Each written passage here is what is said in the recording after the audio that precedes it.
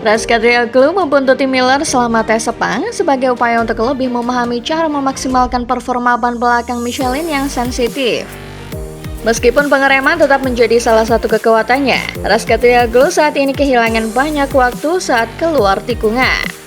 Sang rookie gagal mencapai target waktu putaran 1 menit 57 detik di Sepang dan harus puas tertinggal 1,9 detik dari pembalap tercepat Alex Marquez serta 0,746 detik dari pembalap Yamaha tercepat Alex Rins.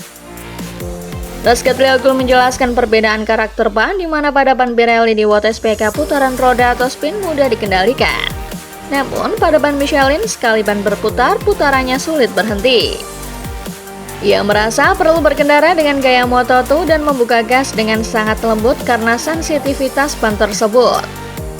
Ia sedang berusaha beradaptasi meskipun timnya selalu menyarankan untuk berkendara dengan halus, yang menurutnya lebih mudah diucapkan daripada dilakukan. Pembalap asal Turki itu juga merasa sangat sulit untuk menahan diri saat membuka gas. Di Superbike, ia terbiasa menggunakan ban belakang untuk membantu motor berbelok, melakukan sliding, dan mendapatkan akselerasi yang baik. Sedangkan di MotoGP situasinya justru sebaliknya. Untuk tes di Thailand nanti mungkin mereka akan mencoba pengaturan yang berbeda. Sebelumnya mereka hanya fokus pada suku cadang baru dan cara berkendara. Namun kini tampaknya mereka membutuhkan pengaturan suspensi yang berbeda untuk membantunya dalam hal berbelok dan mendapatkan cengkrama lebih. Menanggapi keluhan Raska Trioglu, Miller setuju bahwa mengontrol putaran roda adalah hal mendasar dengan ban Michelin.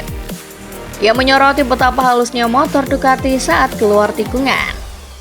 Miller mengatakan bahwa masalah terbesar dengan Michelin adalah begitu ban mulai berputar, putarannya tidak akan berhenti hingga gigi ke-5 atau ke-6, bahkan terus berputar di lintasan lurus.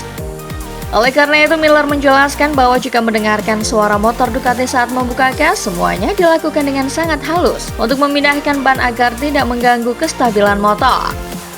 Pembalap Australia itu menambahkan bahwa mesin inline 4 Yamaha sebelumnya kesulitan mengatur traksi saat keluar tikungan, yang semakin membenarkan keputusan pabrikan untuk beralih membuat mesin V4. Menurutnya, hal tersulit tahun lalu dengan mesin inline 4 adalah mendapatkan transfer beban dan mempertahankan traksi. Karena jika putaran roda terjadi lebih awal, hal itu akan terus berlanjut. Raska Trioglu akan memiliki kesempatan lain untuk menyempurnakan tekniknya pada tes Buriram tanggal 21 hingga 22 Februari. Sebelum melakukan debut balapan MotoGP di sirkuit yang sama pada akhir pekan berikutnya.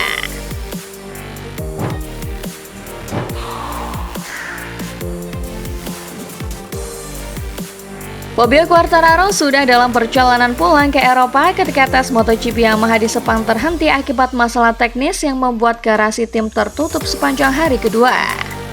Satu-satunya hal positif bagi pembalap Prancis itu adalah ia sempat menyelesaikan 2 hari pengujian dengan mesin V4 baru saat sesi shakedown. Ditambah hari pertama tes resmi di mana ia sayangnya mengalami cedera patah jari. Namun kabar buruknya adalah penilaian suram Quartararo terhadap daya saing motor baru tersebut. Bahkan sebelum masalah teknis yang memarkirkan motor M1 terungkap, juara dunia 2021 itu sudah merasa bahwa versi terbaru mesin V4 mereka masih tertinggal sangat jauh dari para pesaing. Quartararo mengakhiri hari pembuka tes resmi sebagai pembalap tercepat ke-9, terpaut 0,851 detik di belakang juara bertahan Ducati Marc Marquez. Pembalap Yamaha terbaik berikutnya adalah Jack Miller di posisi ke-14. Sebelum meninggalkan Sepang, Quartararo mengungkapkan bahwa ia tidak bisa merasa percaya diri melihat betapa sulitnya situasi tim dan catatan waktu yang kurang memuaskan. Namun ia menegaskan bahwa satu-satunya yang bisa ia lakukan adalah memberikan yang terbaik, mencoba berkendara semaksimal mungkin dan berusaha sebaik-baiknya di posisi manapun ia berada. Meskipun menghabiskan seluruh karir MotoGP-nya dengan mesin Yamaha Inline 4, ia membantah membutuhkan waktu lebih lama untuk beradaptasi dengan karakter V4. Ia merasa sudah sepenuhnya beradaptasi dan langsung memahami di mana ia harus mengubah gaya balapnya.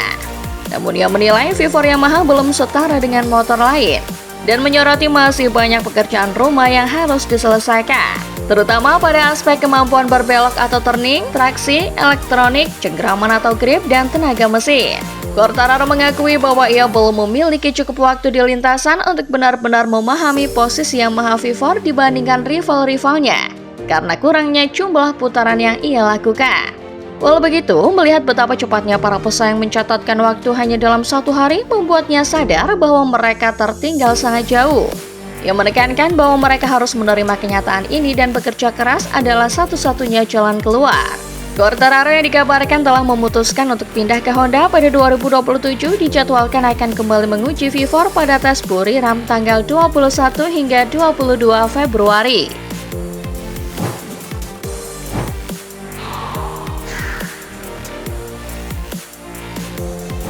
Pembalap dari tim Trackhouse Ai Ogura menyelesaikan tes di posisi ke-12 secara keseluruhan. Ia tertinggal 0,924 detik dari pembalap tercepat Alex Marquez dari Gresini Ducati dan terpaut 0,8 detik dari Marco Bezzecchi yang menjadi acuan utama bagi pembalap pabrikan Aprilia. Namun, Ogura yang sedang berjuang melawan flu pada hari terakhir tes mengakui bahwa ia sebenarnya mengharapkan hasil yang sedikit lebih baik dari sesi simulasi balap panjang atau long run. Dalam sesi tersebut, ia merasa performanya masih tertinggal 1 langkah dibandingkan para pembalap terdepan. Ia menjelaskan bahwa tantangannya terletak pada upaya menyatukan kecocokan antara pembalap dan motor.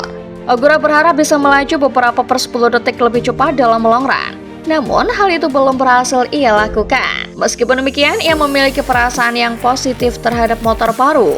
Ia mencatat bahwa meskipun catatan waktunya sama baik saat menggunakan motor versi 2026 maupun 2025, ia merasa lebih nyaman saat mengendarai motor versi 2026. Hanya saja ia mengakui bahwa melakukan dorongan ekstra untuk memangkas waktu tidaklah mudah. Ketika ditanya di area mana ia kehilangan waktu dibandingkan Bezzecchi, Ogura menunjuk pada sektor-sektor berkecepatan tinggi. Ia menjelaskan bahwa Bezzecchi mampu membawa kecepatan yang lebih tinggi saat berkendara. Menurut Ogura, Bezzecchi bisa berbelok dengan gaya yang mirip dengannya, namun dengan kecepatan yang lebih tinggi. Ia juga menambahkan bahwa meskipun Thailand memiliki tipe lintasan yang berbeda, timnya akan berusaha memperbaiki kekurangan tersebut di sana. Tes pramusim MotoGP terakhir dijadwalkan berlangsung di Buriram pada 21 hingga 22 Februari.